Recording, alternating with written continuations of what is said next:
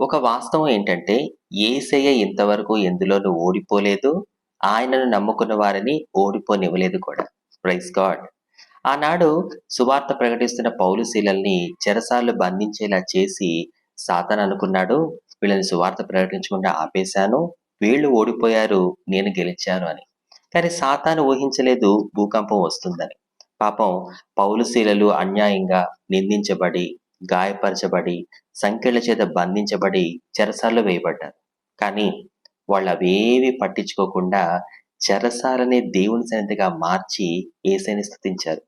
ఆ తర్వాత జరిగిన అద్భుతం, భూకంపం వచ్చింది. దేవుడు గెలిచాడు. పౌలు శీలని గెలిపించాడు. సాతాను ఓడాడు. కాబట్టి నీ జీవితంలో ఏం జరుగుతున్నా నువ్వు యేసయ్యని స్తుతించడానికి రెడీ అయితే ఆయన కూడా నిన్ను దీవించడానికి, నిన్ను గెలిపించడానికి రెడీనే.